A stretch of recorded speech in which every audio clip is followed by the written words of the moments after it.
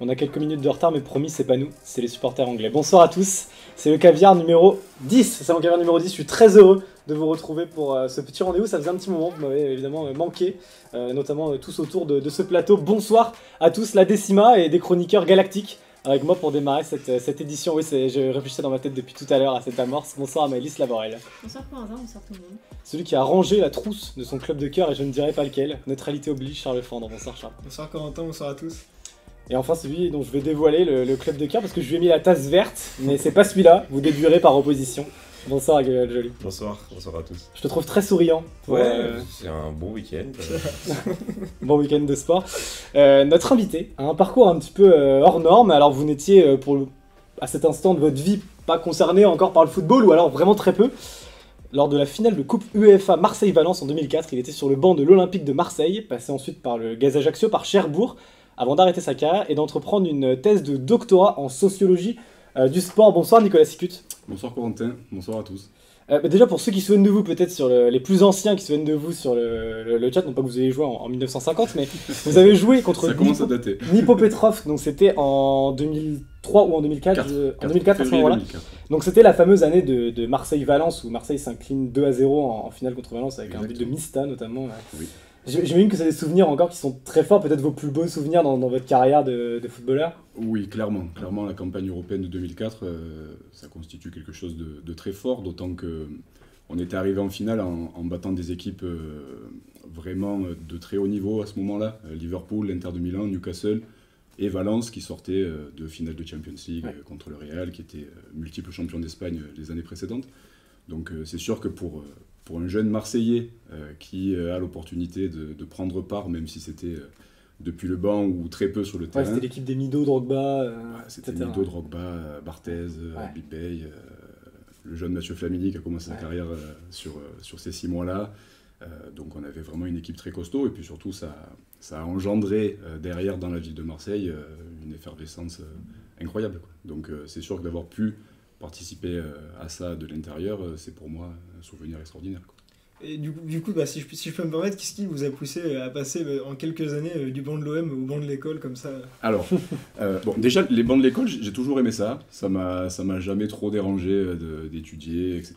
Donc, lorsque j'étais par exemple au centre de formation de l'OM, j'étais aussi dans un lycée privé à Marseille de très bonne facture pour essayer on va dire, conjuguer les deux le plus possible. Et puis après, ce qui s'est passé, c'est que mon corps, à un moment donné, a lâché. Donc, je me suis fait opérer 6 fois en 5 ans. Cheville droit, cheville gauche, genou droit, genou gauche, une reprise du genou gauche et une fracture de la mâchoire. Donc, à un moment donné, voilà, malgré moi, j'ai dû arrêter à 24 ans.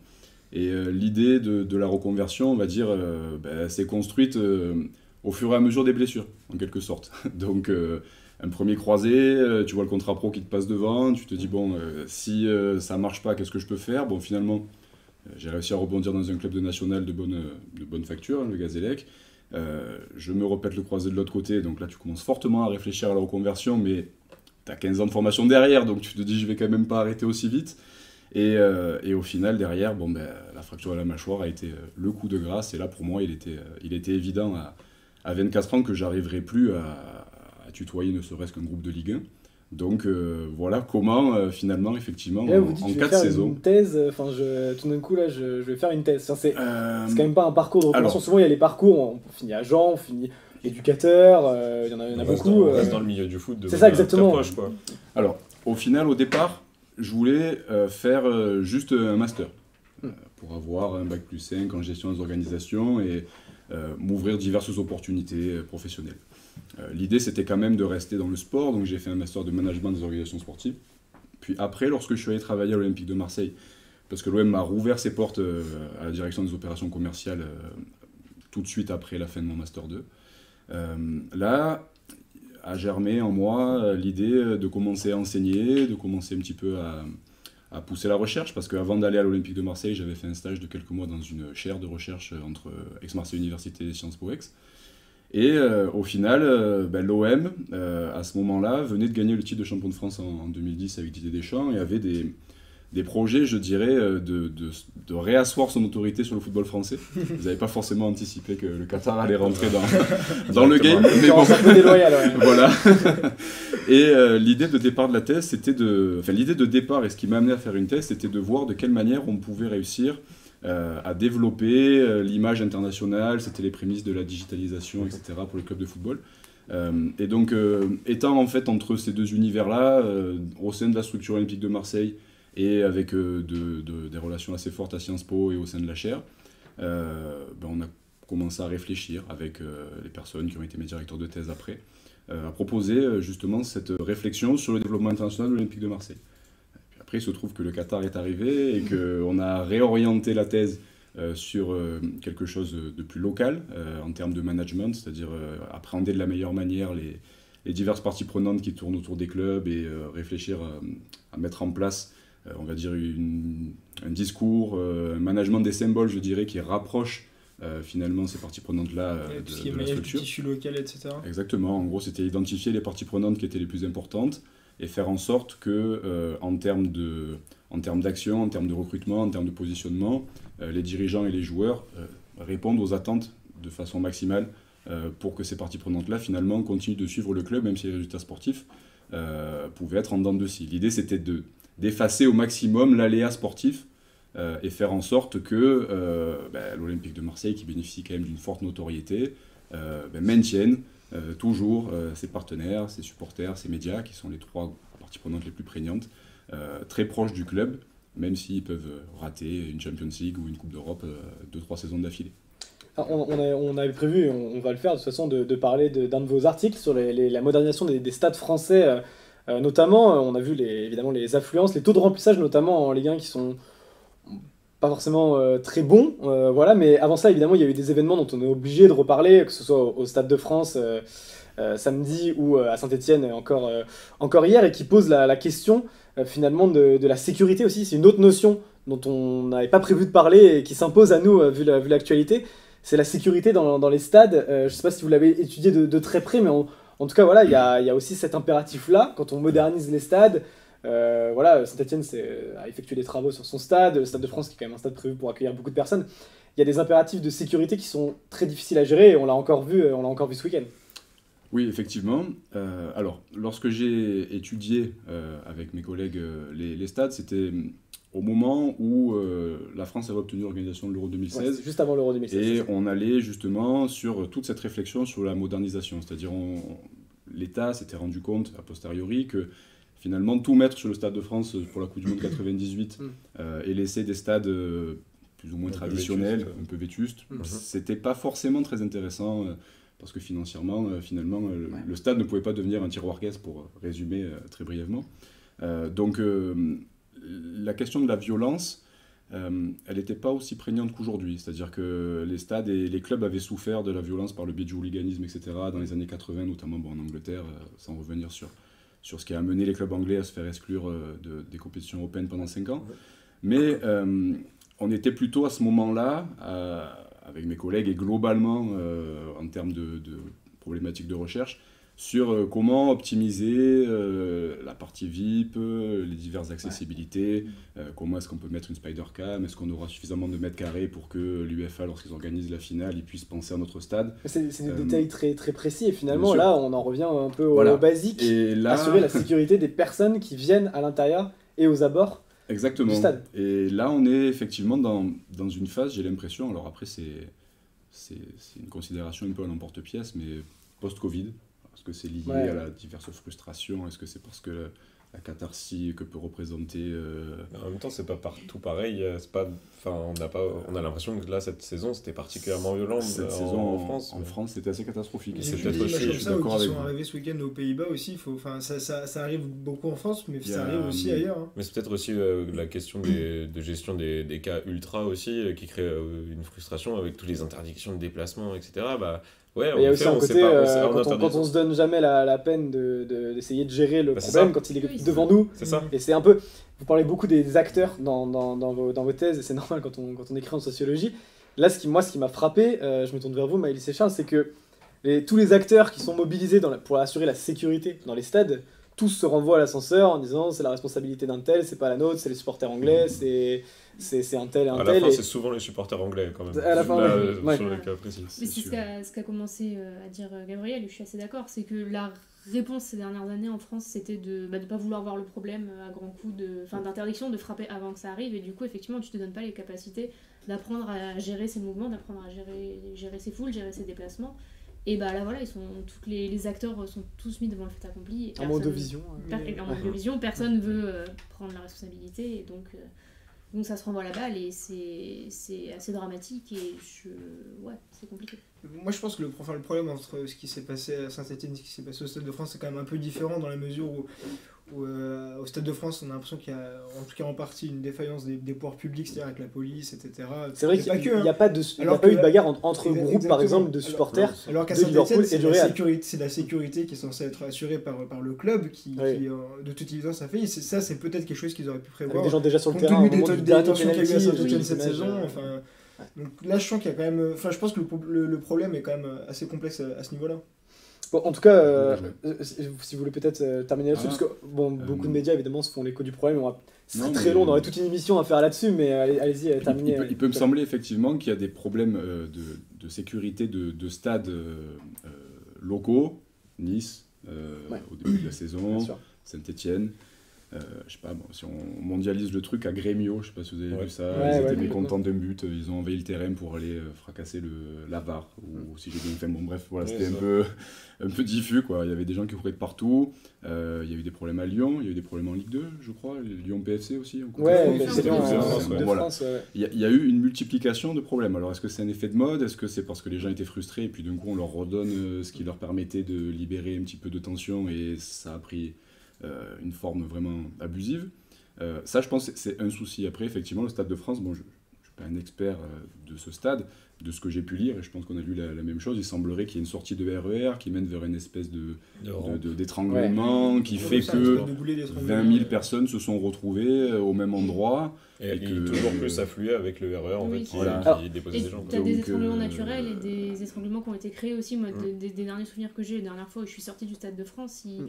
ils bloquent et ils filtrent vraiment pour ne laisser sortir les gens qu'un par un ou Par deux contre, par ce qui deux. est et comme surprenant, ça, c'est qu'ils ont une expérience quand même Oui. de l'organisation de grands événements. Il y a eu l'Euro, il y a Ouais, des matchs d'équipe de France tout le temps. Et on en a des Il y événements a qui des vont finales arriver de Coupe de France, il y a des finales de rugby, il y a les JO qui arrivent. aussi. La Coupe du Monde de rugby. Et là, effectivement, je sais pas, on a l'impression qu'effectivement, entre les Anglais, les faux billets, les locaux, les forces de police, les stadiers qui ont peut-être tardé aussi à faire le checking, etc., bon, ça a été une catastrophe. Alors je salue juste nos amis du chat quand même, parce on a oublié de saluer nos amis du chat. On a Deadscope qui nous dit salut le salon, donc voilà, salut Deadscope. Et Erwin Pericet qui nous dit les types qu'on va rentrer dans le Stade de France n'ont pas l'air d'être des supporters du Real ni de Liverpool. Je pense qu'il fait référence à ceux qui passaient par-dessus les grilles, des images un petit peu lunaires. J'en viens au stade d'ailleurs, le chat n'hésitez pas à réagir hein, sur voilà, on a Al56000 qui nous parle des transports parisiens et qui nous parle du manque d'organisation. Et on va justement aborder ce thème-là de est-ce que nos stades sont mal conçus. Et parmi les pistes, moi que j'ai un petit peu exploré et dont vous avez parlé sur les transports, on a beaucoup de stades modernes qui sont mal desservis. Je pense, À Lyon. toi qui vas souvent à Lyon, Oui, on a c'est le cas à Bordeaux. C'est compliqué. Je suis allé une fois, enfin à l'époque c'était encore le parc OL parce que ça venait de loin, mais non c'était le parc des Lumières, je sais plus. Ouais, il y a eu plusieurs Ouais, noms ouais. en tout cas. Et Mais enfin, c'est j'étais loin venu en quoi. tram, ouais ça c'est possible. Ben, on a Bordeaux aussi, Bordeaux, où il y a un oui. problème de... Mais je crois que c'est comme à Lyon, il y a aussi également un problème de parking, Ouais. donc d'emplacement pour se garer. Ça a été le cas ici avec le RER où on n'avait pas prévu par exemple de laisser des RER jusqu'à 2h du matin, ce qui peut sembler un peu lunaire quand on accueille un tel événement. La qualité de la façon dont sont desservis les stades, notamment les nouveaux, elle est problématique, vous qui avez étudié un petit peu les stades avant l'Euro 2016. Ben, alors, ce qui est assez surprenant, c'est que dans le rapport Seguin de 2008, il est quand même bien indiqué parmi les différents items qu'il faut respecter pour un stade de bonne qualité, que l'accessibilité soit parfaite, quoi. Soit Donc en dégagée, gros, ouais. essayer de construire un stade, si possible hors du centre-ville, avec des autoroutes, des RER, des accès par le train, pour faire en sorte, pour éviter justement ce qu'on a vu ce samedi. Après, il y a des choix qui ont été faits aussi. Par exemple, à Marseille, sociologiquement, on a décidé, parce que c'est le cœur de la ville, de laisser le Vélodrome là où il est. Il a été question très rapidement balayée, de laisser le stade sous son ancienne configuration et d'en faire un stade de concert ou d'événement pour les fêtes des écoles ou quoi que ce soit, et de construire quelque chose dans la banlieue, on va dire au croisement entre le départ vers Montpellier, Avignon, Lyon, pour faire en sorte que ce soit plus facile d'accès. Donc l'accessibilité était une vraie question, ça a été identifié il y a 14 ans de ça. C'est vrai qu'aujourd'hui on peut quand même s'interroger. Le Stade des Lumières par exemple, si j'ai bien suivi l'affaire aussi, il y a eu toute une réflexion avec Colomb pour savoir si ça serait d'utilité publique, pour faire en sorte que les travaux d'agrandissement d'autoroute ne soient pas pris à la charge de l'Olympique Lyonnais. Voilà. Donc il y a quand même, ça veut dire que les gens ont anticipé. Jean-Michel Aulas a poussé pendant des années pour avoir son accès à son autoroute. Ça semble un petit peu difficile aujourd'hui de se dire que effectivement on va mettre des heures pour arriver, pour partir. J'ai eu l'occasion, j'espère que ça s'est amélioré aussi, d'aller à l'Arena de Montpellier en 2011, 2h30 pour partir du stade. Bon. Est-ce que c'est franco-français? Est-ce que c'est local? Je sais pas, parce que j'ai pas une grande expérience non plus des accessibilités aux États-Unis ou ailleurs en Europe. Hein, je pense que c'est aussi compliqué en termes d'accessibilité. Il y a beaucoup de contraintes et c'est compliqué de satisfaire tout le monde. Effectivement, quand on sort de l'écran des stades historiques en centre-ville, accessible à pied, c'est le plus pratique. Dès qu'on s'éloigne de la ville, des zones, il y a les transports en commun, mais qui vont pas forcément jusque-là. Toutes les villes n'ont pas des réseaux très développés. L'autoroute, les parkings, mais il y a la question environnementale qui monte aussi. Les clubs veulent pas faire des grands parkings pour pas accueillir beaucoup de voitures. Il y a les embouteillages autour des villes. Donc, j'ai pas forcément de réponse à apporter, mais c'est beaucoup de contraintes sur l'accessibilité et ça crée ce genre de problème aussi. Effectivement. À Marseille, par exemple, il y a le métro qui sort. Les supporters qui sortent en métro doivent traverser une route qui est utilisée par les bus de joueurs pour rentrer. Donc pendant un quart d'heure, quand les bus arrivent, on ferme la route, donc ça s'accumule. Tout ça en plein centre-ville où il y a les gens qui rentrent chez eux après le boulot. Et quand on reçoit des supporters en Coupe d'Europe qui sont chauds, quoi, Galatasaray, la Feyenoord Nord, etc., ils se retrouvent, ces 5-10, pas 10, mais 4-5 000 spectateurs adverses, dehors. Là où justement il y a les pubs et les bars où se rassemblent les supporters locaux qui sont pas forcément les plus amicaux, surtout si au match aller ça s'est mal passé. Enfin bref, voilà. Donc oui, il y a des problèmes d'accessibilité effectivement, mais je sais pas s'ils peuvent être réglés par rapport à tout ce que vous avez évoqué aussi. Le problème, c'est que la conséquence, je l'évoquais en tout début d'émission, c'est sur les taux de remplissage. On voit que ces nouveaux stades, moi je l'ai regardé dans le classement des taux de remplissage, Bordeaux, Lyon, Nice, Lille, ils sont souvent mal classés. Parce que, et on peut pas, je pense que c'est des grandes aires urbaines. Lyon, c'est quand même plutôt une ville de football, une terre de football, même si on élargit hors de la ville lyonnaise sur toute la région lyonnaise. Le problème, c'est que si on dessert mal les stades, c'est dissuasif au bout, quoi. Après Lyon, je suis désolé, hein, tu me diras si j'ai raison ou pas, mais par rapport aux autres années, je sais pas comment était le taux de remplissage du Groupama Stadium, mais peut-être c'est aussi 70%. Voilà, cette année, il y a eu une chute aussi de parce que c'est les résultats qui n'ont pas suivi, évidemment. Mais d'ailleurs, il était plein dans les grosses affiches contre Monaco, contre Saint-Etienne. Il était plein. Voilà, en Europe, ça dépendait en Europa League. À partir des 8e. C'était Monaco comme une grande affiche. Ah bah j'ai pas voulu faire la réflexion. Non mais l'Europa League ça démarre effectivement toujours très calmement. Oui, bah Marseille. Même à Marseille, j'ai fait des matchs Cognasport, Apollon Limassol, Slovan Liberec. Et à Marseille ça décroît aussi quand l'élimination se rapproche, notamment en Ligue des Champions. Ligue des Champions. On parlait d'Europa League. Après la Champions League, effectivement, depuis 2011-2012 et un magnifique quart de finale contre le Bayern, malheureusement dans un stade en travaux, donc on n'avait pas pu accueillir autant de personnes qu'on le souhaitait. Effectivement, Champions League, c'est beaucoup plus difficile, quoi. On verra l'année prochaine. Mais par rapport au stade que tu as cité, que des stades en fait, de l'Euro 2016 aussi. Exactement. Ouais. Et c'est aussi ça, c'est peut-être que ces stades en fait, ont été de base conçus pour un événement précis et que derrière, forcément, il était plein pour ces matchs-là, mais après, pour le reste de la saison, ça remplit pas, quoi. C'est aussi ça le problème. Erwin Peritset qui nous donne un argument très pragmatique, qui nous dit qu'il y a aussi le prix des billets qui reste très excessif pour certains matchs. Je connais pas les prix des billets en question, je crois qu'à Lyon ça reste assez relativement raisonnable, okay. Mais... certains clubs... Après, par exemple, justement, je sais pas comment ça fonctionne, mais on peut imaginer que dans une enceinte qui soit plus grande, par exemple, il y a plus de place, donc le prix des billets il pourrait baisser a priori. Enfin, je sais pas du tout comment ça marche. C'est ce que Dortmund fait, si j'ai bien suivi, parce que Oui, si ils on ont, regarde le je Fred crois, 96% de taux de remplissage, Ouais. et ils ont une des politiques tarifaires les plus basses d'Europe. Mais aussi parce qu'il y a une tribune debout. Voilà, Donc parce c'est qu'il y a aussi, le fameux mur, etc. c'est ça. Et ils savent en gros, le club, qu'en perdant, je sais pas moi, peut-être 20 euros par ticket sur 20 000 tickets, bon, ça fait une somme qui est considérable sur l'année, ils auront aussi leur mur jaune. C'est un petit peu ce qui se passe à Marseille. C'est-à-dire Ouais. que, je sais pas si vous avez suivi, mais on a 2 virages. Enfin, je dis je travaille pas pour le club. Mais à Marseille, il y a 2 virages. C'est l'ancien joueur qui peut se permettre. Ouais, le supporter. Voilà, le et supporter, ouais. au moment où le club a pensé justement avec la ville et les différentes parties prenantes financières à reconstruire le stade, il était question éventuellement de faire des loges sur tout le tour, quoi, un petit peu comme l'Emirates Stadium. Je sais pas si vous voyez la configuration. Ça permet de multiplier les hospitalités, ça offre des espaces de visibilité complémentaires, donc c'est l'évidence, je dirais, pour gagner de l'argent. Sauf que, non, quoi, les virages sont les territoires des supporters. Et à partir de là, le club a dit on perd X millions d'euros par an de non-exploitation de ces espaces-là. Par contre, on garde toute notre force vive qui est voilà, les chants, les tifos, les animations. Et ça va remplir justement beaucoup plus notre stade. Dans Et le dans prix votre des article, abonnements juste- aussi. Dans votre article juste avant, donc qui était juste avant l'Euro 2016, on le rappelle, c'est important de bien situer. Je vous cite pas pour moi, vous disiez que la France avait un petit retard Oui. en termes de modernisation des stades. Aujourd'hui, on a construit beaucoup de stades. Pour certains, donc un petit peu rattrapé le retard, j'imagine. Néanmoins, on a aussi construit des stades, parce que là, on a parlé de stades qui sont quand même globalement remplis. Mais alors, je peux vous citer Le Mans, où le stade ne sert absolument à rien, si ce n'est aux espoirs et aux féminines. C'est 4000 spectateurs, 80. j'ai acheté voir les chiffres, 4000 spectateurs en moyenne. Mais- Un peu plus quand c'est les filles, enfin l'équipe de France Oui. féminine et les espoirs de temps à autre, il me semble. Mais on a également le cas de Valenciennes qui joue en Ligue 2, qui est quand même un gros club Valenciennes où Le le Havre stade aussi. est aux 3/4 vide. Alors le Ouais. Havre, les images sont vraiment, enfin c'est triste à voir. Le Je Havre, pense c'est quand on est unique, supporter du ouais. Havre, le stade est magnifique et il est vide. Parce que je pense que aussi les supporters ne s'y sentent pas bien. Bon, enfin bref, on a rattrapé ce retard, mais au prix parfois de stades malheureusement vides. Ouais, alors, je dirais effectivement que structurellement parlant, on ne peut plus forcément dire qu'on est en retard.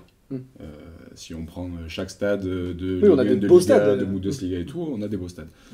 Après, je pense que c'est plusieurs facteurs. D'un côté, il y a le fait que la Ligue 1, malgré la très forte présence du Paris Saint-Germain et l'internationalisation qu'a permis une équipe de ce niveau-là, n'a toujours pas rattrapé en termes d'attractivité et même en termes de niveau de jeu global les 4 autres championnats du fameux Big Five. Là, on est le Five du Big Five. Donc déjà, l'attractivité sportive fait que effectivement, les stades se remplissent peut-être un petit peu moins que ce qu'on avait pu l'espérer. Mais on les a en surtout 2016. construits trop grands, non? Après, effectivement, là, il y a eu une vague. Alors bon, il y a le stade de Brest, Ouais. voilà, qui est pour 2026, si ma mémoire est bonne, je Ouais, crois, c'est ça. euh, Ouais, c'est ça. Je en crois que c'est termes en de, 2026. en termes de construction. Il y a la Juventus qui a été le premier à, on va dire, créer cette Oui, espèce un stade de... plus petit que ce qu'ils Plus avaient petit, Voilà, avant. plus ouais. petit De que ce moitié, qu'ils en avaient plus, avant, en ouais. se Ouais, disant, il vaut peut-être mieux qu'on soit sold out à tous les matchs, qu'on crée cette rareté, etc. C'était un des Donc, projets de Montpellier aussi. voilà. Ils ont présenté, je sais pas si ça se fera, mais ils avaient Je présenté. crois que le projet est toujours en c'est cours. en ouais. suspens, C'est en mais suspens, où il y a un projet d'un stade où il y aurait 8000 places de moins que la Moisson actuelle, qui est parmi les mauvais élèves, qui a du mal à se remplir. Mais, aussi, mais donc, la Moisson, ils ont carrément toute une Oui. tribune qui est bâchée, Ouais, qui est oui, encore qui- plus haut et qui est bâchée, et le stade fait déjà un peu Oui, plus c'est ça. vieux aussi, quoi. C'était Louis Nicolin d'ailleurs, c'est un bel hommage, je trouve. On a, Le futur, celui qui va on a être créé. Jules Tilia qui nous dit quand même il n'y a que Médine qui arrive à remplir le stade du Havre, donc bravo pour la ref. Et ça fait rire dans le chat, hein, visiblement. Il y a une discussion parallèle, il faut des débats parallèles dans le chat. Non, pas de débat parallèle dans cette émission. je te Non, il le dis. n'y aura pas de ce genre de type de débat parallèle. Non, Et Erwin mais c'est- Peritzel qui nous dit qu'à Montpellier, il faut vraiment faire quelque chose, surtout en termes d'esthétique. C'est vrai que pour le coup, lui, il est resté dans son Oui. jus. Oui, mais après, effectivement, je pense qu'on est passé un petit peu de l'idée de faire les stades les plus grands possibles, en se disant on fera du ticketing pas cher et on remplit, comme ça on a 90 000 personnes à tous les matchs, il y a une grosse ambiance et ça participera au rayonnement du club, à cette espèce de logique vraiment avec 10 à 15% des places avec hospitalité où tu fais payer une loge X centaines de milliers d'euros par an, et puis un petit peu au détriment, je dirais, du supporterisme pur. Mais c'est même pas au détriment du supporterisme pur, vu que aujourd'hui les stades sont loin d'être pleins. Quoi. T'as Clément Duranton qui est à la réalisation. Je sais pas si t'as l'image du stade, du nouveau stade de Brest qu'on peut peut-être afficher. Donc ça sera un stade d'environ 15 000 personnes. Voilà, on l'a en forme de. Je crois que c'est des mâts en fait. Très beau stade d'ailleurs. Ouais, En forme de bateau, c'est. bateau. Voilà, exactement. Ouais. Et donc voilà, ce qui sera un stade de 15 000 personnes. Donc il y a 15 000 places. Il y a beaucoup de projets, voilà, notamment écologiques, etc. Pour toi, Maëlys, notamment, c'est le modèle vers lequel il faudrait tendre, notamment pour des clubs. Voilà, Brest sait très bien qu'ils n'auront pas forcément la capacité de faire 80 000 personnes, 60 000 personnes à chaque rencontre, quoi. Sur des clubs de cette échelle-là, d'autant plus Brest qui navigue qui peut naviguer, qui suscite de naviguer entre la Ligue 1 et la Ligue 2. Qui va passer à 18 en plus, voilà, donc c'est vrai que c'est on sait que quand la descente en Ligue 2, ça amène une petite baisse d'affluence aussi. Tu perds quelques personnes en cours de route. Donc oui, adapté, effectivement, je pense qu'il y a eu une feuille des grandeurs qui s'est traduite par des stades comme Le Havre, Le Mans, même Bordeaux-Nice, on peut raccrocher ces cas-là. De regarder avec un peu plus de justesse le club, l'ancrage qu'il a, à quel point il touche les personnes, et de modifier les projets en allant dans ce sens-là. Je pense que on est en train, sur un changement de paradigme, et qu'on est en train de basculer sur ça. Et sur la question des stades grands, moi je trouvais ça intéressant, des stades, est-ce qu'ils ont fait des stades trop grands en France? Je trouvais ça intéressant de comparer à l'échelle européenne. On reste quand même dans le Big Five européen, le pays avec le moins de stades et le moins de grands stades. Ouais, bon, l'expression Big Five européen. Oui, Big Five, d'accord. Toujours, oui, c'est vrai, mais elle est toujours à discuter. Big 4 plus 1. Voilà, exactement. Voilà. Mais c'est intéressant en tout cas. On a 4 stades de plus de 50 000 personnes, de plus de 50 000 places en France. Alors que tu en as 8 en Angleterre, 8 en Espagne, 4 en Italie, c'est pareil. T'as Lyon, t'as Vélodrome, le Stade de France. Lyon Vélodrome, Stade de France, et Pierre-Mauroy, qui est un tout petit peu plus de 51 000. Et après, quand on décline, si on va chercher les plus de 40 000 places, plus de 30 000 places, plus de 20 000 places, on est toujours le dernier des 4 plus 1 grands pays européens.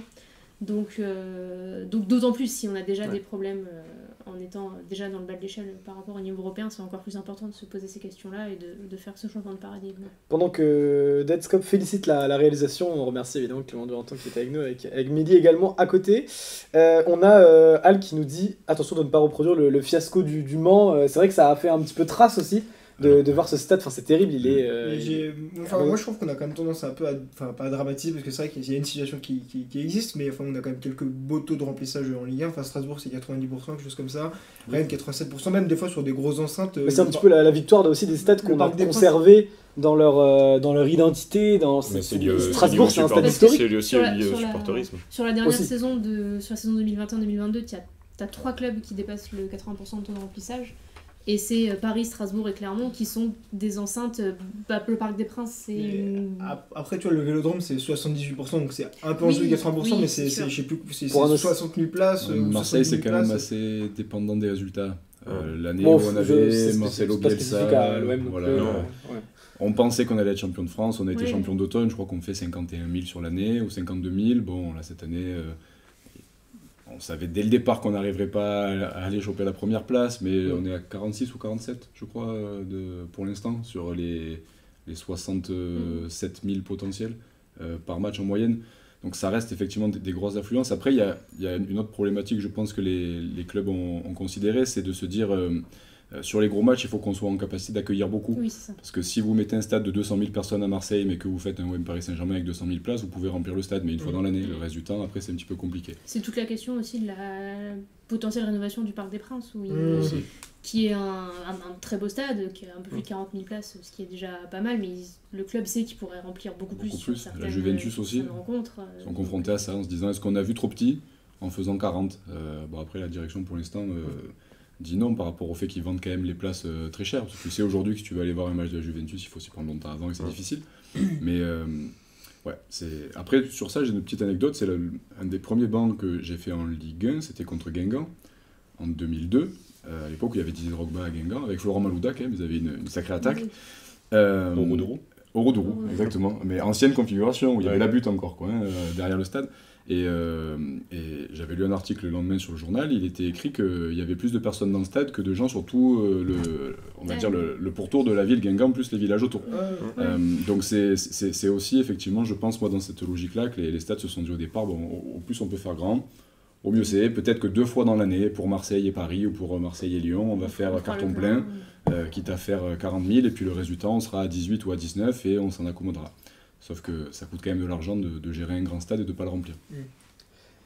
On a un dernier exemple, le stade de Calais. Alors je sais pas si vous l'avez, apparemment c'est un gâchis, et Jupitien qui nous répond 1 heure d'émission qui liste les gâchis club par club. J'aime bien le principe. A priori on va pas s'y atteler. Peut-être Le Mans, le gâchis, il est autant sportif qu'architectural C'est vrai. et structurel. C'est que je pense que si C'est Le le Mans Van était Olympic Club resté... qui a fait couler Le Mans, Voilà. qui a empêché Le Mans de monter en Ligue 1. Si Van n'avait pas joué les troubles faits... Bien sûr, 3-2 et un but victorieux de Virgile Rosette qui a été signalé dans le chat. D'accord. Je signalé, c'était pour les puristes et les Vantais qui nous écoutent, les deux d'ailleurs. Et sans transition aucune, puisque j'ai décidé que voilà, il fallait écourter le temps. Là, le temps est en train de filer parmi toutes ces anecdotes et cette liste intéressante qu'on était en train de commencer. Et tout de suite, c'est l'entracte.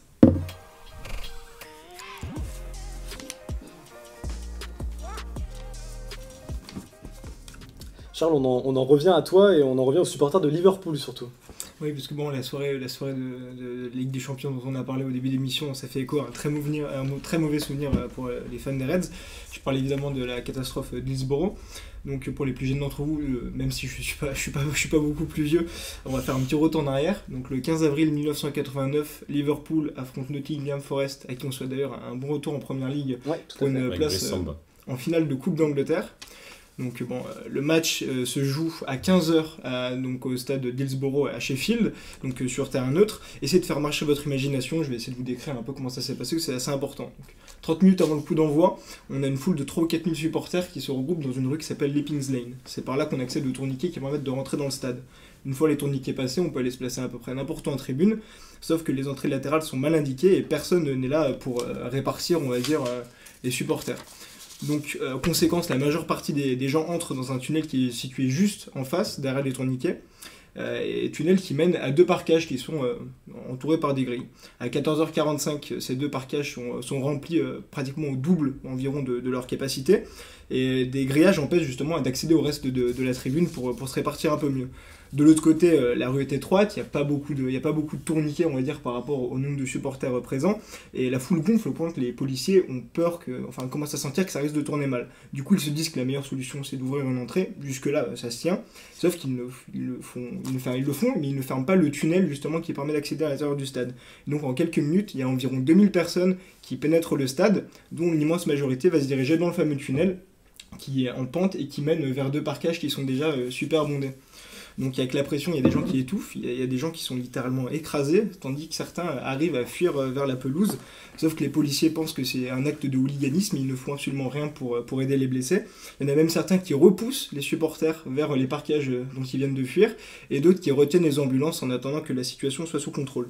Donc le bilan est très lourd, 766 blessés et 97 morts, dont le dernier l'année dernière, après 32 ans dans un état végétatif. Forcément, la police essaie de se couvrir et accuse les supporters. Franchement, c'est assez lunaire.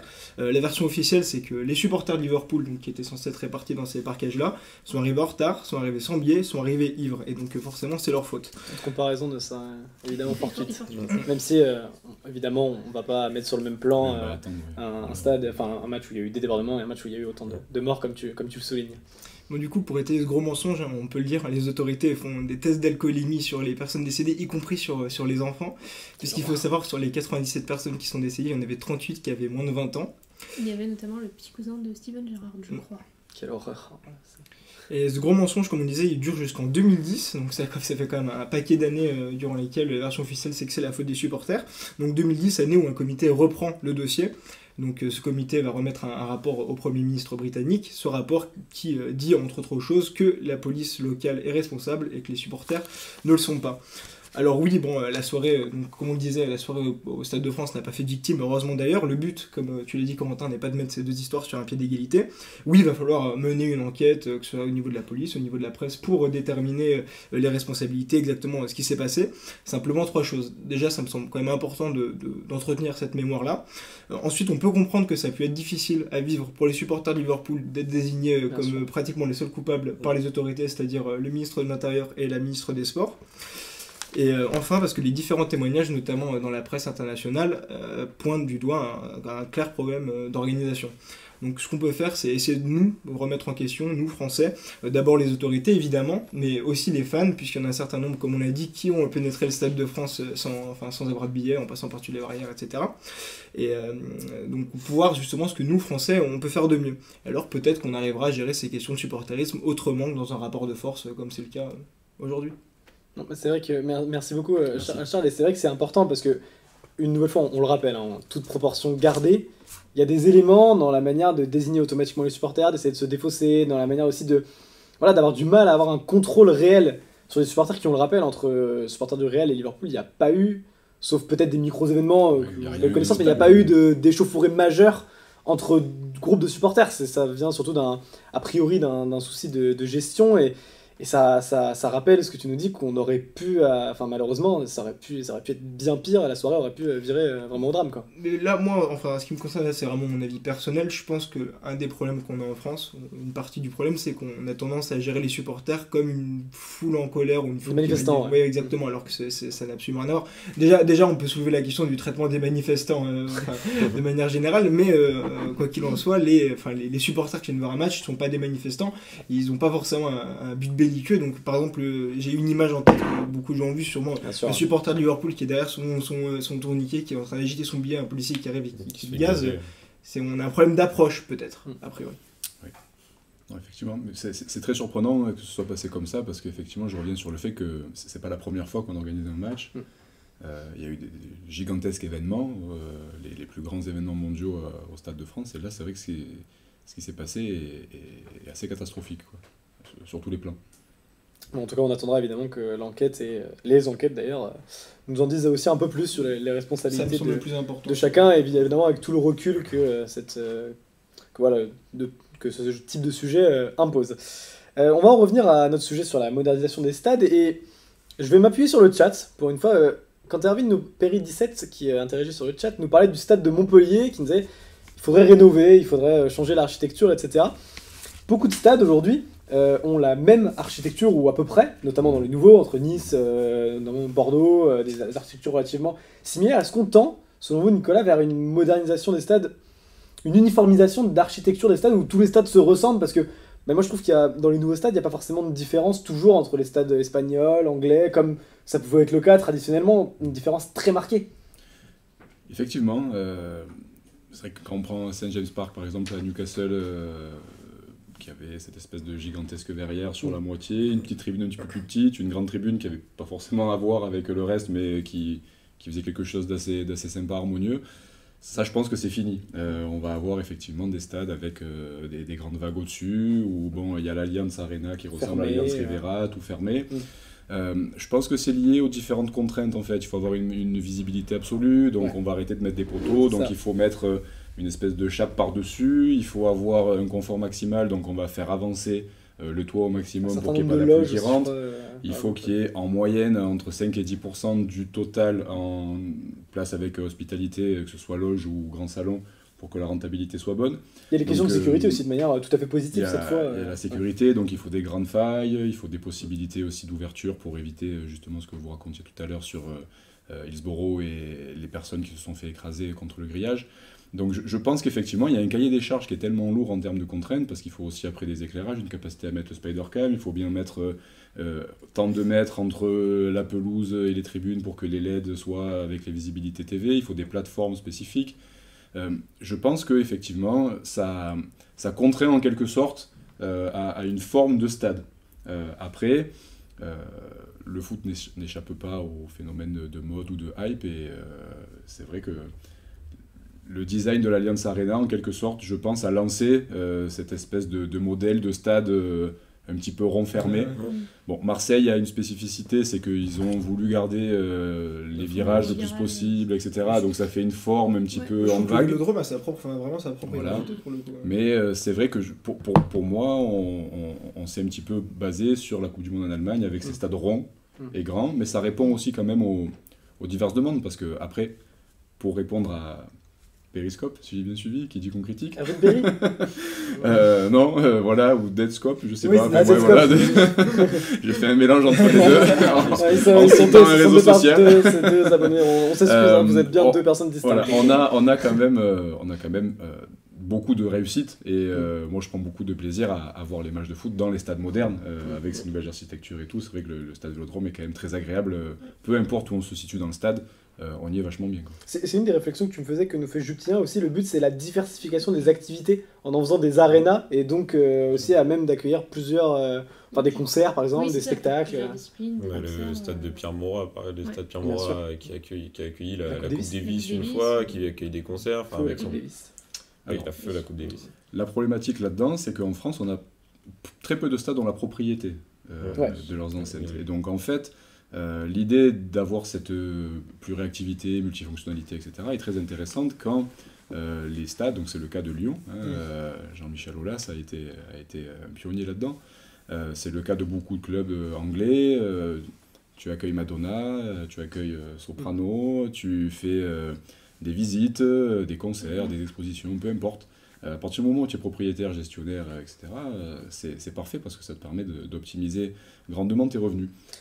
Si tu es juste locataire, en fait, peu importe l'activité annexe, le club n'en voit pas le bénéfice. Mais est-ce qu'on doit ce sont les Est-ce différents que financeurs. cette uniformisation, on ne doit pas aussi un petit peu s'en attrister quand on voit des stades comme celui de Nice par exemple, où alors oui, effectivement il était vétuste, le stade du Ray, mais on a l'impression que l'âme des supporters y était davantage présente. Après, il faut pas non plus trop grossir le trait, je pense, et ça peut être un des défis architecturaux intéressants dans la manière de construire le stade. Je prends l'exemple de Bordeaux, où c'est un stade moderne, mais qui a une forme qui échappe déjà à la forme ronde des stades, il est qui tout est carré plus comme ça. carré.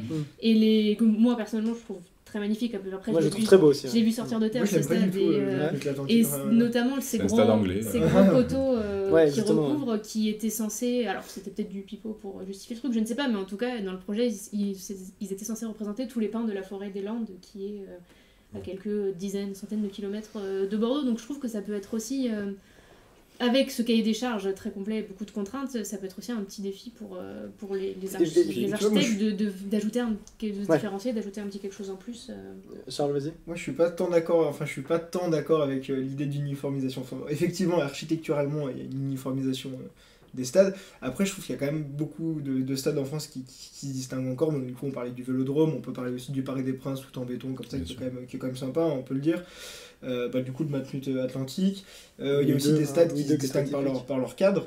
Louis Oui. II qui est très typique par exemple. Hmm Louis II, Monaco. Qui est très Exactement, typique, enfin par Louis II, il est au Louis bord de la II, mer, c'est magnifique, tu vois. Il y a Et- le Bonal aussi, qui est en quelque Oui. sorte un stade Ouais. anglais, mais déjà construit il y a 30 ans, quoi, Ouais. tout fermé, tout, c'est sympa. Et moi, je remplace une petite pour ma ville natale, mais par exemple, le stade des Alpes à Grenoble, le stade en lui-même est assez sympa, mais après, il y a les sources modèles un peu rondes, etc. Mais une fois qu'on est dedans, il est Pas cadre, toujours quoi, complet il y a non les plus, le montagnes. stade. Non, mais vraiment, si vous voulez voir ce que c'est vraiment un écrin, c'est pas un stade. C'est-à-dire qu'il y a un écrin pour toute la ville. T'es dans le stade et il y a les montagnes tout autour, c'est magnifique. Et ça, ça crée une identité de stade au-delà de l'architecture, tu Et vois. c'est ce C'est que vous justement dites, et d'ailleurs, je vous cite ce que vous dites, le stade Vélodrome constitue un patrimoine essentiel de la ville de Marseille. Ça, c'est pour le coup une grande réussite de l'OM, même avec de la rénovation, même avec de la modernisation, c'est toujours le Vélodrome. Oui. Et quand vous parlez de patrimoine, c'est vrai que c'est très juste, c'est vraiment une grande réussite là-dessus de l'OM. D'ailleurs, par rapport à ça, il y a tout un naming, c'est le Orange Vélodrome maintenant. Ouais. Donc le club répète Orange Vélodrome, les divers prestataires c'est l'Orange Vélodrome, l'un dans l'autre les supporters, ça reste quand même le Vélodrome. Orange a du mal à s'incruster dans l'appellation. Non, je suis complètement d'accord. Au départ, en 1937, lorsque le stade a été construit, l'Olympique de Marseille était propriétaire de son ancien stade, le stade de Luvonne. Et le club et les Marseillais n'étaient pas forcément enclins à aller dans ce grand stade-là, qu'ils ne connaissaient pas, mais après, bon, l'histoire a fait qu'il y a eu de grands moments, de grandes constructions, et oui, c'est effectivement un patrimoine essentiel, et je pense qu'il est inconcevable aujourd'hui, même pour toutes les raisons pratiques ou financières du monde, de délocaliser l'Olympique de Marseille ailleurs et de partir sur un stade ultramoderne avec l'ensemble des éléments dont on a fait part. Certains supporters se sont plaints du naming Ouais. du Vélodrome. Malgré tout, ça a constitué quand même un intérêt économique Oui, indéniable, sans toucher non. à l'identité. Enfin, Non, moi, ça- je n'ai jamais entendu quelqu'un me dire Voilà. je vais à Non. l'Orange Vélodrome. Surtout dans le cas de Marseille, l'identité est tellement forte qu'effectivement, officiellement, c'est l'Orange Vélodrome, mais pour tous les Marseillais et pour beaucoup d'amateurs de foot, je pense que c'est resté le reste Vélodrome. le Vélodrome. Donc, Charles, tu m'en parlais avant l'émission. Toi, tu trouves, enfin, c'est une réflexion intéressante. Le naming s'applique davantage aux stades qui viennent d'être construits. Exemple, Bien sûr. Matmut, Voilà, mais par exemple, l'Alliance Rivera à Nice, il n'y a personne que ça choque. C'est plus le fait qu'on vienne appliquer un nom de marque à quelque chose qui existe déjà. Je pense que c'est quelque chose qui est très présent dans le foot. Le football n'est pas réactionnaire, mais presque. On est tous un peu réfractaires à ce genre de changement, que ce soit même la disparition de la fleur de lys sous le logo du PSG. Par exemple, c'est ce genre de choses-là. À mon avis, c'est pas tant le naming en soi qui gêne, le fait qu'on puisse faire de l'argent avec le nom, etc. C'est plus l'impression qu'on va venir modifier l'identité du club qui va venir embêter les supporters. Les logos et justement l'identité sur les logos constitue un vrai problème. À chaque fois que l'Olympique de Marseille veut changer le logo, ça râle, ça discute, il faut aller voir avec les supporters si c'est ok, si c'est pas ok et que le club veut le faire quand même. L'année d'après, les ventes de maillots, on pâtisse un petit peu. C'est effectivement avec le stade quelque chose de fort, mais je vous rejoins, les stades nouvellement construits, on peut les appeler un peu comme on veut, je dirais. L'un dans l'autre, c'est pas très grave. Après, effectivement, demain, le Parc des Princes devient le Fly Emery Stadium. Ça va être un petit peu complexe. En fait, c'est aussi peut-être là que au contraire, l'identité est encore plus marquée. C'est-à-dire que si on change un logo, ça va apparaître sur le maillot, on peut pas faire grand-chose. Mais quand on parle de l'appellation d'un stade, on résister à une appellation d'un stade, c'est aussi ça, montrer la vraie identité du club. Regarde Charles, on a un petit cadeau pour toi à l'écran préparé par notre Là, si je dis pas de bêtises, parce que là je me ferais fumer, mais je crois que c'est la Dawn Crawl derrière, une petite montagne sympathique dans le massif de là. Je vais pas dire de bêtises, je vais m'arrêter. Non, mais très beau stade, effectivement. C'est surtout le pourtour du stade. C'est le cadre. On parlait de Brest aussi, depuis le stade de Brest, tu vois le port, tu vois presque Monaco étant quand même le meilleur exemple. C'est s'adapter aux éléments topographiques aussi qui fait l'identité d'un stade. Enfin, je pense par exemple au nouveau stade d'Everton, le projet de nouveau stade d'Everton qui est vraiment au bord de la mer, qui est limite sur une sorte d'île sur la mer. Ça crée aussi toute l'atmosphère autour du stade. Le bord de la mer en Angleterre. Ouais, merci. Rien à rajouter de plus Non, je dis pas de bêtises. Non mais pour finir, juste cette histoire de naming, c'est vrai que toi tu me disais pareil en tant que supporter de l'OL, tu dis pas c'est Groupama Stadium actuellement. C'est Groupama. Je pense qu'il y a beaucoup de gens qui vont maintenant moi je l'appelle le parc OL parce que c'est ça qu'on nous a vendu pendant la première saison quand il y avait pas encore de naming. En France, mais... Ouais mais c'est le parc OL, tu vois. On voulait pas dévoiler la trousse avec laquelle tu étais venu. J'ai l'impression que t'es en train de te compromettre là. Là, j'ai dit suffisamment le bien de Marseille aujourd'hui. Je passerai entre les gouttes, je pense. Je suis bien accueilli, je me demandais en allant à Paris qu'allait-il m'arriver. À part les bouchons pour l'instant. Ouais, c'est ça, exactement. Bon, ça, après à Marseille, en termes de bouchons, on est pas mal aussi. Mais écoutez, je vous remercie pour ces débats intéressants. J'espère qu'on aura aussi éclairé. On a eu des petites réponses. On a Roison Park supérieur à Stade de la Route de Lorient qui nous dit Al. Alors là pour le coup c'est pas des histoires de naming. Et Jupien qui nous dit c'est pour quand la Brescola Arena. Là je crois qu'on a cité beaucoup de marques. Heureusement que la haute autorité de la concurrence n'est pas sur nos causes parce que j'espère qu'ils sont pas parmi nos auditeurs, c'est ça. On les incite à partager, à réagir. La Brescola Arena ça aurait un sens dans l'ancrage local, et ce qui est notamment la question des naming pose problème en France. C'est pas très joli, mais c'est vrai que c'est vrai. Non, c'est pas très joli, mais dans d'autres tel cas en Allemagne où c'est assez intéressant, où c'est beaucoup d'entreprises qui sont très ancrées localement, la Bayer Arena, la Volkswagen. Alors ça c'est vrai que c'est pour le coup très en Allemagne en fait c'est la politique locale et c'était bon hormis Red Bull par exemple des grosses machines comme ça, mais c'est vrai que c'était implanté localement et ça pourrait être un pari qu'ont essayé d'ailleurs de faire Lille avec Partouche et je crois que ça n'a pas abouti. Ça n'a pas fonctionné. Bon, la Partouche Arena ça aurait pas été. Mais c'est effectivement la grosse entreprise du coin qui soutient le club et qui a soutenu la création et la rénovation du stade et qui du coup retrouve son nom à coller. Et c'est un autre. T'as différents modèles de fonctionnement dans le naming aussi. Mais c'est aussi parce que c'est des grosses entreprises. Là-bas, c'est des marques de voitures, beaucoup. Oui, et que chez nous, elles sont beaucoup concentrées. Enfin, j'avais lu quelque chose dans un très bon article sur ecofoot.fr qui disait qu'en France, les grandes entreprises sont beaucoup concentrées en Ile-de-France et que, au bout d'un moment, t'as plus beaucoup d'enceintes à nommer hors d'Ile-de-France et qu'elles diront pas les nommer une enceinte à 400 km de là où elles sont implantées. Ça n'aurait pas beaucoup de sens. Donc, Peugeot, ils auraient pu avec Sochaux, mais... Oui, effectivement. Bon, on va finir sur une petite histoire. On va sortir un peu de la France là parce qu'on a été beaucoup franco-français. On va partir en Italie avec Gabriel. Ce sont les arrêts de jeu.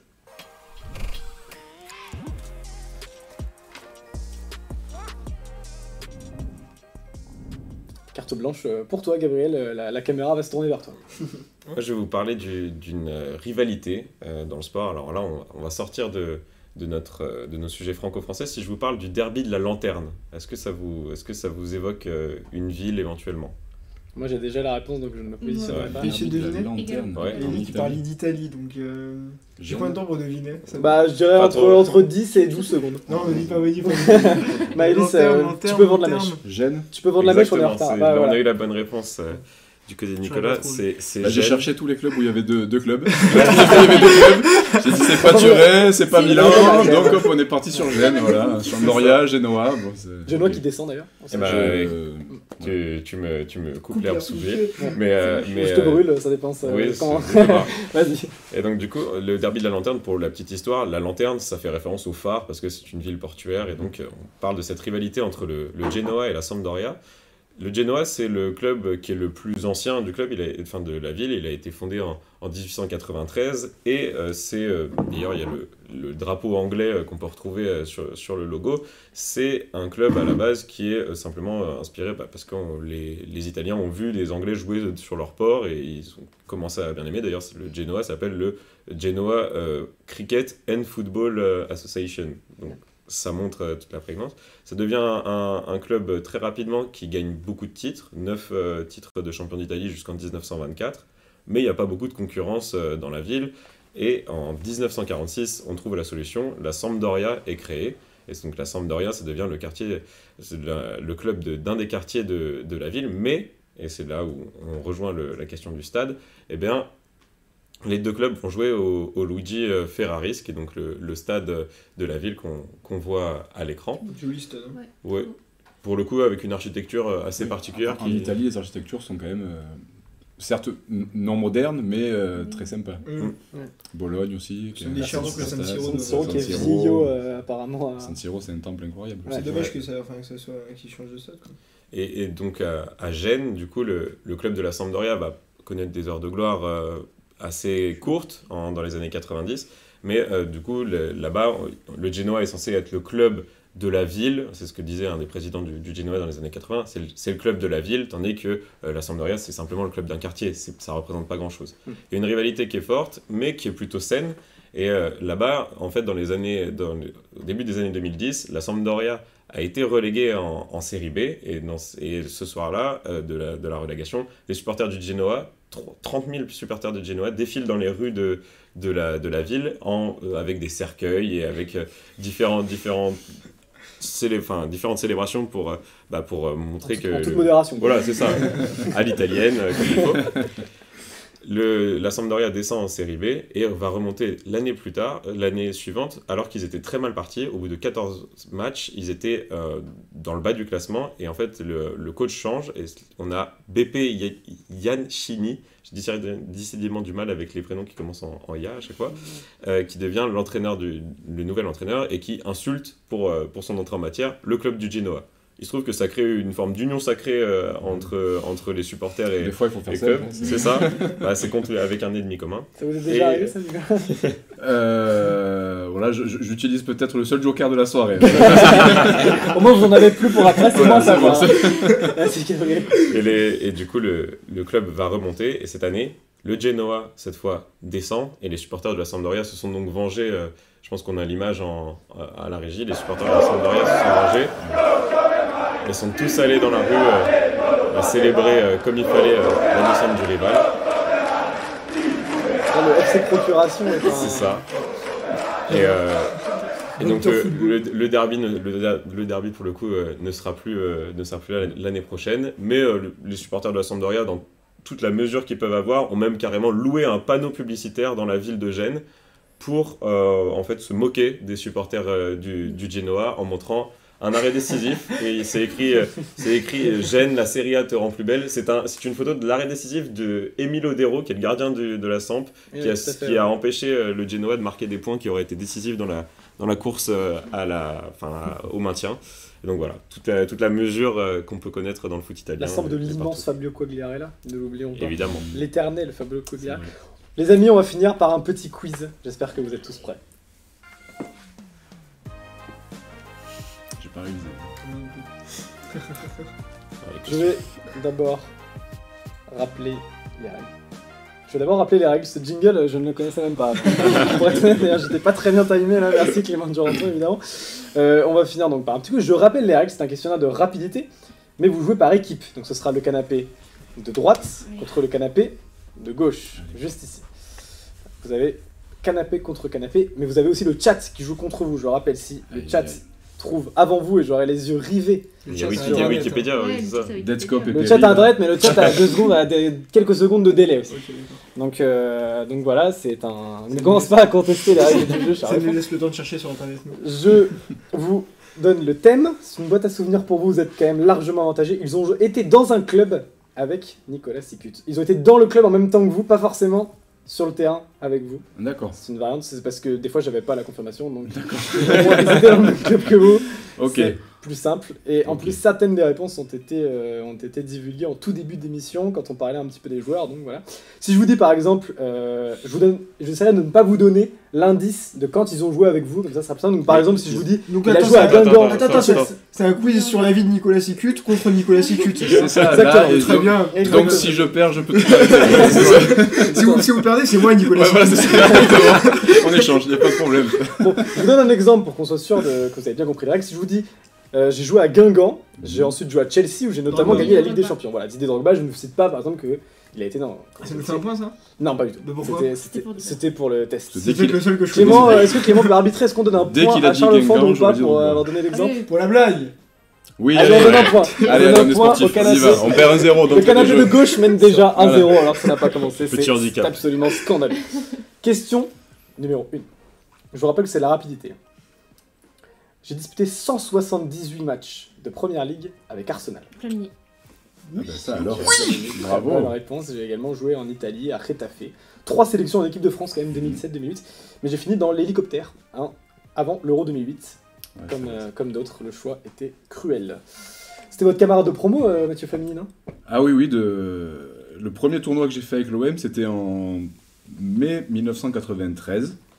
Et il y avait Mathieu Flamini avec moi. Et on s'est suivi jusqu'à le dernier match que j'ai joué avec Marseille, la finale de la Coupe de l'UEFA à Göteborg. Quoi. Donc pendant 11 ans, pratiquement tous les jours. Vous avez encore des liens avec lui, d'autres joueurs du centre de formation? Je sais pas qui y avait à l'époque. Mathieu, bon, on avait une bonne équipe. Il y avait Mathieu, alors je l'ai vu à Marseille il y a 3 mois, mais complètement au hasard. Il était invité sur un événement au Stade Vélodrome et j'étais avec mes associés en train de discuter devant le stade. Donc on s'est croisés là au hasard. Sinon, ça faisait un bon moment que je l'avais pas vu. Vous savez qu'il est milliardaire. Hein. Oui, il y a son affaire de biochimie. biochimie, exactement. Tout à fait. Exactement, donc je crois qu'il y a 24 milliards au global à se répartir et ils sont 4 ou 5 entreprises dedans. Donc bravo Mathieu. S'il est sur le chat, on a quelques travaux à faire. Non, j'ai croisé- souvenirs quand même le centre de oui, formation. bien Vous sûr. avez gardé des liens un petit peu. J'ai croisé Jérémy Gavanon il y a une semaine. Tu joué à Nancy, c'est ça? Oui, à Sochaux aussi. C'est son frère Benjamin qui a joué à Nancy. Ah oui, parce que c'est j'étais ça. avec son frère. Ouais. Jérémy était avec nous aussi à Göteborg. Il rentre à la mi-temps d'ailleurs Ok. pour arrêter. Il rentre sur la faute de Fabien Barthez. D'accord. Parce que Barthez prend le carton rouge, c'est Jérémy qui rentre. J'ai quelques contacts encore assez épars, mais avec Alain Cantarey aussi, je sais pas si vous dites quelque Ouais, bien chose. sûr, qui a joué à Lorient. Alain. Bon, j'étais en chambre au centre avec Cédric Carasso. Léo qu'on embrasse, et Léo Bonnet d'ailleurs. Ça faisait Voilà, des ouais, grandes heures. Cédric Carasso, Bordeaux, bien sûr. Ouais, voilà. bien Non, on a été champion de France de CFA avec Fabien Laurenti aussi, peut-être. Je sais pas si vous dit quelque chose. Défenseur, non? Oui, qui a joué à Lens, à la CA Ajaccio, Ouais, un c'est défenseur. ce que j'allais dire, ouais. Un défenseur. Et après, bon, plein d'autres vraiment bons joueurs, mais qui ont plutôt fait des carrières en Ligue 2 ou en National 1. Donc, Bon, tout ça ne fera pas oublier que vous êtes mené 2-0. ouais. Il faut que je me remette dedans. Le canap de droite, pour l'instant, vous voyez le score, hein, vous avez le score, si je peux vous mettre la pression. Question numéro 2. Très rapidement passé par le centre de formation du Paris Saint-Germain. Je rejoins ensuite Strasbourg, c'est le club qui me fait débuter dans l'élite. Et j'ai terminé bien plus tard ma carrière à Doncaster Rovers. Bey, Habib. Habib Bey, très bonne réponse, historique Non. de l'Olympique de Marseille, Bien sûr. devenu entraîneur Ouais, en c'est 2021, c'était mon dernier Oui, indice. qui entraîne le Red Star. Et bah, bonne réponse. Qui a En tout cas, mené. 2 points à 1. Toujours, vous menez toujours, vous avez gardé pareil avec le groupe de ces années-là des finalistes de la Coupe UEFA. Vous avez gardé des liens un petit peu. Johnny Ecker, Ouais. on s'est appelé quelque temps. Après, il y a une problématique quand même qui n'existe plus vraiment aujourd'hui, mais c'est que quand tu perdais le téléphone portable de quelqu'un ou quand tu avais un pote qui partait jouer en Espagne, en Angleterre ou en Italie, C'était fini. c'était fini, quoi. Tu l'appelais plus. Il y avait pas, tu lui mettais pas un Insta ou je sais pas trop quoi. C'était bon, donc effectivement, il y a 18-20 ans, c'était assez compliqué de garder des liens si on va dire, d'aventure, tu n'étais pas très proche dans le vestiaire. Donc moi, après, j'ai pas la prétention d'avoir été un membre prépondérant de ce vestiaire-là. J'étais plutôt le petit jeune qui était là, quoi, et qui essayait de se faire sa place. Donc non, j'ai gardé assez peu de relations au global avec les joueurs qui étaient titulaires. Question numéro 3, je rappelle qu'il y a 2-1. Alors que Jupitien conteste et nous dit vous le laissez développer pour qu'il dévoile les réponses d'après. Malin. Bravo Jupitien pour ce sens de la réplique. Le numéro 3, je pense que ça va aller. Ça peut aller assez vite, quoique. Mon parcours est très lié à celui d'Habib Beye. Parce que comme Habib Beye, j'ai joué à Marseille. Pascal Johansen. Non. Aïe, Et aïe. vous perdez la main. Ouais, c'est ça. Ah, c'est ça, quoi non, le jeu non, alors Je savais pas qu'il y avait la main, c'est la règles. question pour les champions en fait alors là. Les règles sont fixées. Pendant. D'accord, Mon d'accord. parcours est lié à mince. celui d'Habib Beye. Je répète, comme Habib Beye, j'ai joué à Marseille, en Angleterre aussi. Et comme Habib Beye, j'ai des fonctions actuelles au Red Star. Ah mais je sais qui c'est, je peux répondre. 5 secondes. 5 secondes. 5, 4, 3, 2, Enfin, ça m'étonne que tu le saches pas. Steve Marley. Steve Marley, très bien. Voilà, c'est bon. Je laissais faire. Je voulais pas me cramer. C'est pour ça que l'on dit. Donc passer aussi Steve par Marley, si j'ai bien Lyon, suivi, Red Star. il est conseiller du Conseiller du président. président, hein, exactement. Sur mon Question Très bon joueur, numéro Steve Marley. 4. On est à 2 partout. On est à 2 partout. Le suspense est à son comble alors que les photos s'affichent pendant que pendant les réponses de partout. Un peu le stress là. Question. On va gagner les arrêts de jeu. C'est ça, Question numéro 4. Je partage un point commun avec Marvin Martin, Johan Gourcuff et Mourad Megni. C'est pas parce que je joue à Sochaux, Bordeaux, Monaco. But première sélection en équipe de France. Nouvelle-Zélande. Je vous donne pas l'indice, vous me donnez, il faut trouver le joueur. Samir Nasri. Non. C'est pas Samir Nasri. Donc c'est pas parce que j'ai joué à Sochaux, Bordeaux, Monaco, non, ça n'a rien à voir. Petite anecdote, j'ai fait partie de Mais l'aventure quel idiot. cauchemardesque d'Arlavignon en Ligue 1 Moi je sais. avant de pratiquer Mais le j'imagine tout. foot golf. J'étais sur la bonne voie dans mon après-carrière. J'ai foot golf. Je sais. Football. 5. Il tourne. 4.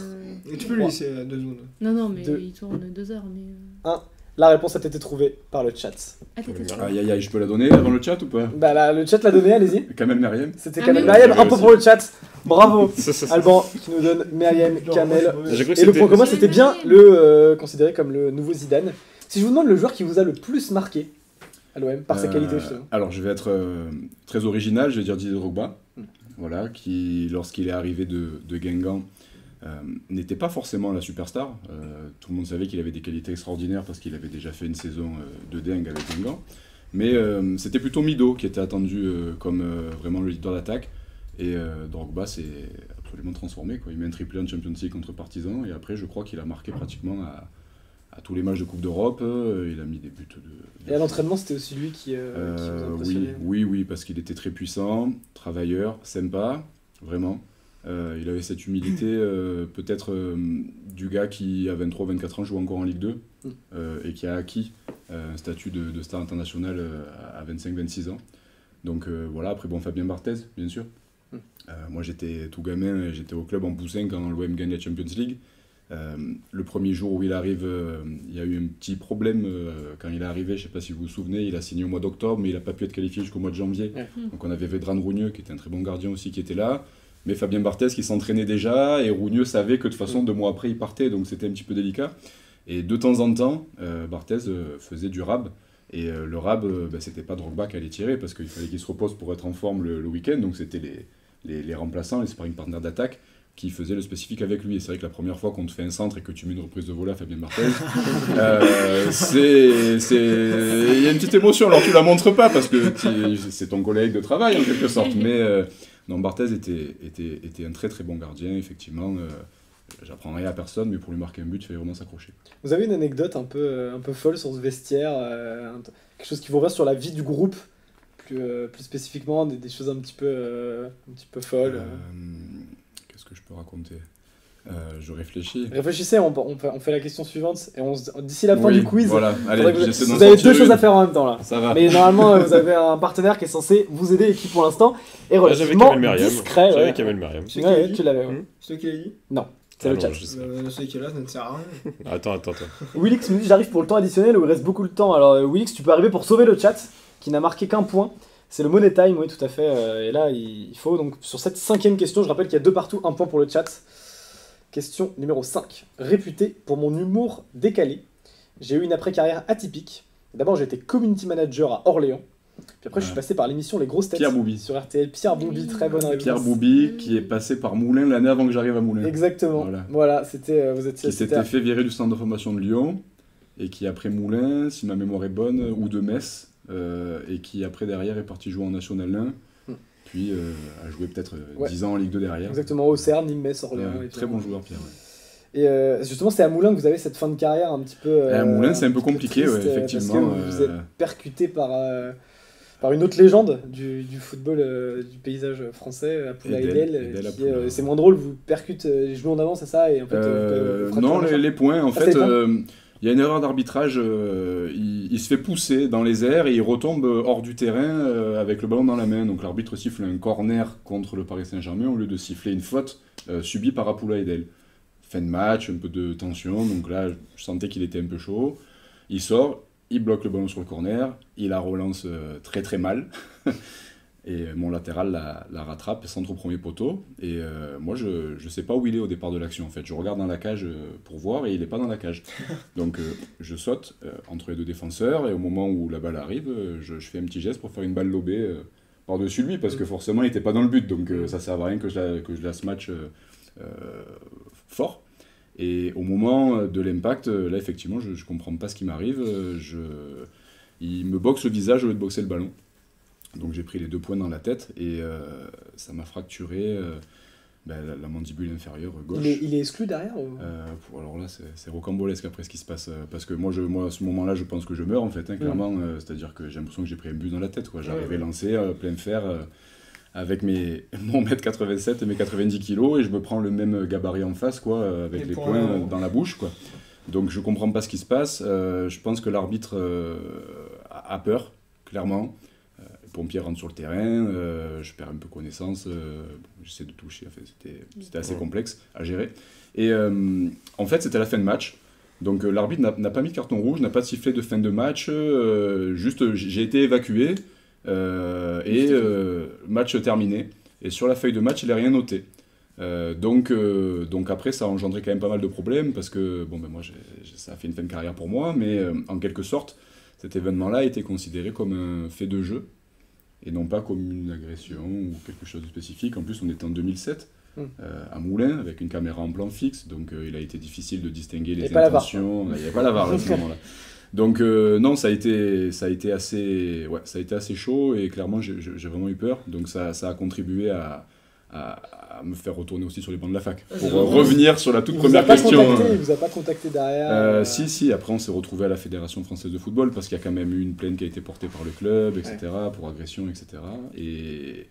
Et là, à ce moment-là, on a eu un procès relativement inéquitable. Il y a le Paris Saint-Germain qui arrivait avec l'armada d'avocats, avec Bertrand Roseau, avec Apoula Edel, avec la grosse machine, versus le club local de l'Allier qui monte. J'étais monté avec le vice-président qui m'avait bien défendu, mais qui n'avait pas le même poids. Et après avoir jugé l'affaire, les images, etc., le comité de la Ligue, de la Fédé, a déterminé à 6 voix contre 5 que l'action était involontaire, et n'a donc pas puni d'une quelconque manière Apoula Edel. Après on s'est croisés, il a été très sympathique avec moi, mais bon... c'est vraiment Schumacher Baptiste. Sa carrière s'est arrêtée en même temps que la vôtre, finalement. Après, quelques semaines après, j'ai vu effectivement qu'il n'était pas arménien mais camerounais, ou pas camerounais mais arménien, pas né en 81 mais né en 86. J'ai pas trop suivi l'histoire. Oui, après, il y a eu aussi ces performances sportives qui se sont suffi finalement relativement à elles-mêmes, même si c'était un gardien très sympathique. L'image que j'ai d'Apoula Edel, c'est ça. Voilà. Après, voilà, c'était un jeune gardien. Bon, ça part, je pense, moi, d'un énervement global, mais c'est vrai que c'était assez surprenant, d'autant qu'il est venu m'arracher la tête hors de la surface de réparation, quoi. C'était assez difficile. Messieurs, on est en retard, on va enchaîner. Je rappelle qu'il y a 3-2 pour le canapé de gauche. Nous sommes à la question numéro 6, et cette fois on cherche un entraîneur célèbre pour son sourire, mais aussi ses coups de gueule. Parfois il n'était pas ami avec tous les coachs de Ligue 1, hein. Mais de toute façon c'est en Afrique qu'il a connu le succès. Oui, Hervé Renard, très bonne réponse. Actuellement exilé dans la péninsule arabique, coach de l'Arabie Saoudite. Hervé Renard, vous l'avez connu à Cherbourg. Ouais. Hervé Renard, j'ai eu de la chance, parce que ma 2e année à Ajaccio, J'ai fait une année assez difficile, hein. Je revenais de mon deuxième croisé, ménisque en difficulté, beaucoup de déchirures, ça allait pas du tout, mais j'ai fait 2 bons matchs contre Cherbourg, aller-retour. Hervé m'a vu, à l'époque il n'y avait pas tous ces trucs de scouting et tout, hop, j'ai chopé son portable, je l'ai appelé en me disant peut-être que ça peut marcher, il m'a convié à venir et j'ai fait une année avec lui, c'était un coach opiniâtre, travailleur. Il paraît qu'il a été viré après un vote à main levée. À Cherbourg. J'ai lu ça, ouais. C'était pas exactement la même chose. Alors, on est en retard vraiment ou j'ai 30 secondes pour Non, développer non, je sais pas, allez-y, dites-moi. parce que j'ai quand même envie d'avoir la réponse. Ouais, moi j'ai une question à poser aussi. Non, ce qui s'est passé avec Hervé, c'est qu'on a passé une année vraiment difficile. Parce que toute l'année, entre la première place de non-relégable, premier relégable, tu gagnes, tu perds, c'était super complexe. Après Cherbourg, c'est un environnement qui est rude aussi, quoi. Il pleut beaucoup, les terrains d'entraînement sont difficiles. Donc il n'y a pas vraiment la douceur de vivre qu'on peut retrouver dans certains coins et qui font que finalement, quand l'année est un petit peu difficile, ça passe. Ma deuxième année ajaxienne, sportivement, a été catastrophique, mais l'un dans l'autre, bon, t'es à Ajaccio, ça passe quand même un peu mieux. Là, c'est l'habitant du Cotentin.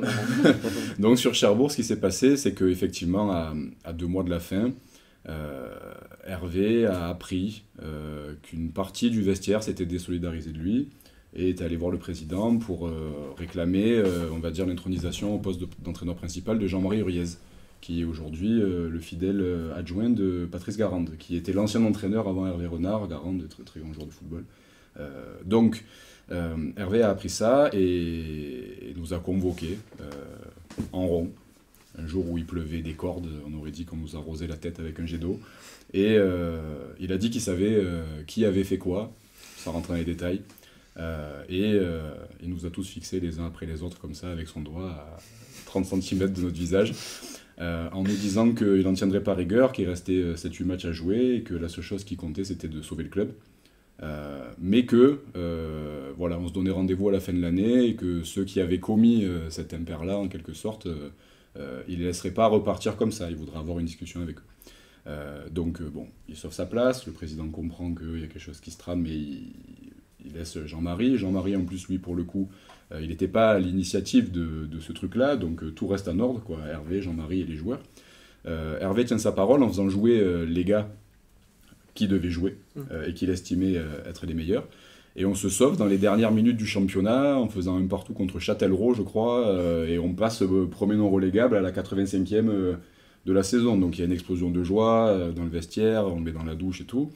Et là, il tient sa revanche, quoi. Il nous dit, les gars, ce soir, je fais une petite soirée chez moi. Tout le monde est convié, sauf, et là, il passe, toi. Si je vous vois franchir mon portail, je vous défonce, en fait, donc ne venez pas, voilà. Et là, il a eu, on va dire, sa revanche aussi, après, en allant voir le président, en lui signifiant qu'il ne voulait pas re-signer.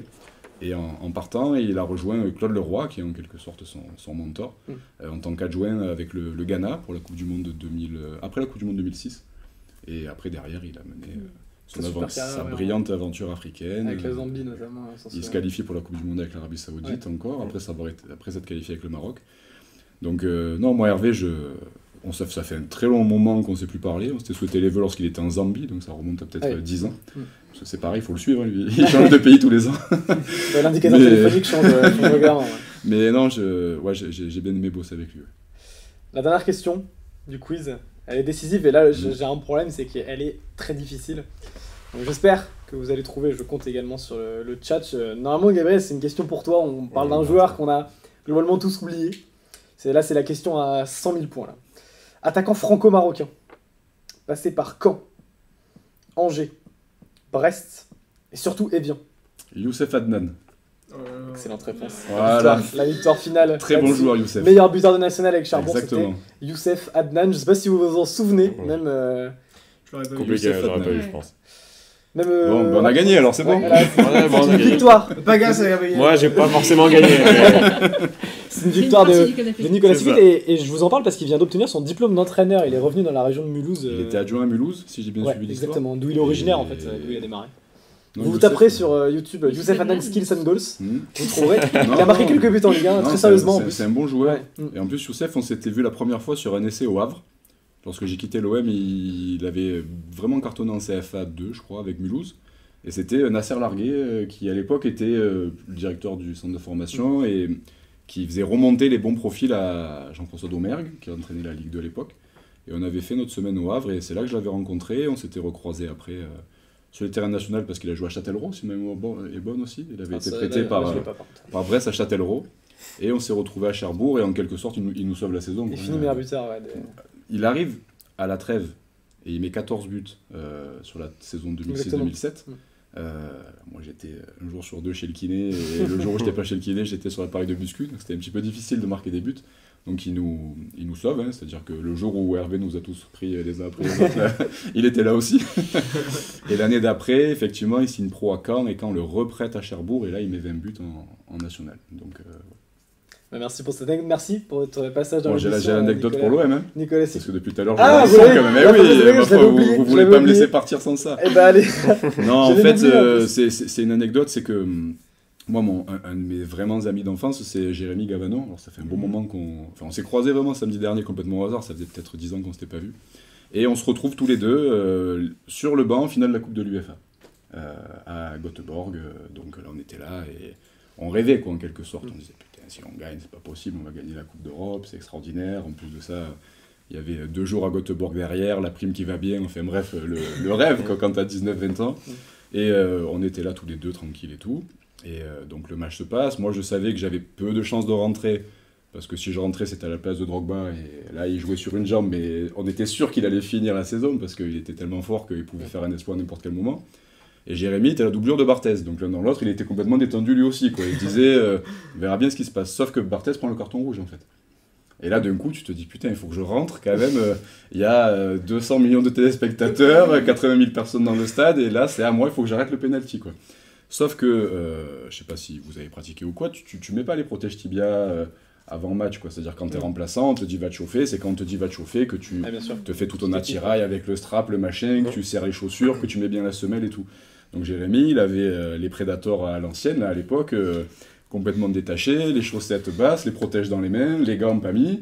Et on était là, on disait putain, on est bon ce soir, Kamel il est en forme et tout, on va gagner, tout ça, c'est bien. Et là, carton rouge. Et José qui se tourne, alors José Anigo, il nous entraînait en plus en moins 17, en CFA, ça faisait des années qu'il nous connaissait. Et il lui fait Roger, vas-y, c'est à toi, tu rentres et tout. Et là, il est là, et je le vois, il se lève en panique. Alors nous, c'était le drame, en plus, Barthez expulsé, on savait qu'on allait perdre et tout. Il est là, et il part, il n'a pas les gants, donc il met les gants, mais après il lève les gants, il fait pour faire les lacets, enfin bref. Donc il se passe 3-4 minutes, quoi, où je voyais... je pouvais pas l'aider, mais où je voyais ce stress, en fait, de se dire, putain, je vais rentrer, il faut que je me mette tout mon attirail, il y a tout le monde qui m'attend, parce que là, t'as la Colina qui t'attend, qui te regarde, et te dire, bon, vas-y, dépêche-toi. C'était Colina l'arbitre? Oui, c'était Colina l'arbitre. Il t'attend, t'as pas envie de le faire. Donc, il y a tout ce stress-là, et c'est vrai qu'on avait vachement travaillé les tireurs, les pénaltys, qui part à droite, qui part à gauche, si c'était Angulo, Roufeté, Mista, en fonction de qui tire, on avait quand même identifié leur routine. Et en fait, on n'a pas forcément le temps de lui dire, en fonction de qui tire, où ça part. Et il rentre, il choisit un côté, et l'autre, il met du côté préférentiel, il marque. Et là, tu rentres à la mi-temps. C'est Mista qui met le penalty. C'était Angulo, je crois. Ah, c'était Angulo penalty, parce que Mista, je sais qu'il marque. Ah, Mista, après, à 10 contre 11, après, il nous domine largement, il fait un amorti poitrine, il marque de l'extérieur du pied un magnifique but. Donc voilà, c'est une anecdote qui est un peu triste, mais qui est drôle à la fois. S'ensuit la mi-temps, ou pendant la mi-temps, c'était un petit peu chaotique aussi. Personne ne savait trop ce qui était en train de se passer. Qu'on était bien dans le match, en train de gagner. Puis d'un coup, tu perds ton leader spirituel, parce que Didier Drogba, c'était vraiment le leader sportif. Mais après, Fabien Barthez, il apportait une sérénité et une compétence extraordinaire, quoi. Le gars a gagné la Champions League, la Coupe du Monde, l'Euro.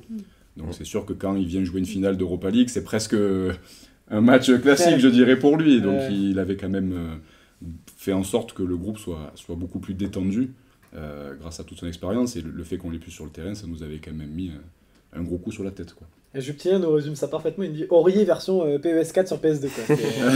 C'est un petit peu ça.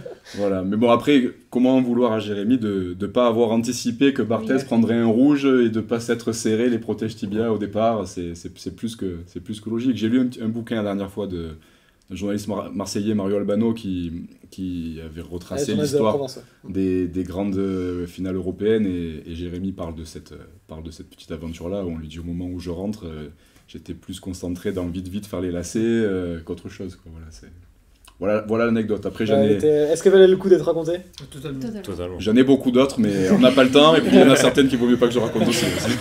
Merci beaucoup en tout cas, Nicolas Sicu, d'être passé nous voir Merci, c'était un plaisir. à Paris, et bon retour dans le sud. Merci beaucoup. Le magazine Caviar a été édité aux éditions Amphora. C'est une super nouvelle qu'on était très heureux de vous annoncer. Maintenant, vous aurez dans toutes vos librairies. Voilà, plus besoin pour tous ceux qui travaillaient sur les petites enveloppes. Ça nous fait du bien à nous, mais ça vous fait surtout du bien à vous parce que vous pourrez nous retrouver en boutique et c'est très chouette. On est très heureux de vous proposer ça. On remercie également toute l'équipe de Magazine Caviar et notamment Mélie et Clément qui étaient avec nous à la réalisation, qui ont été parfaits. Mais ça, c'est évidemment un pléonasme et on se retrouve très vite. Bonne soirée à tous. Ciao. Salut. Merci.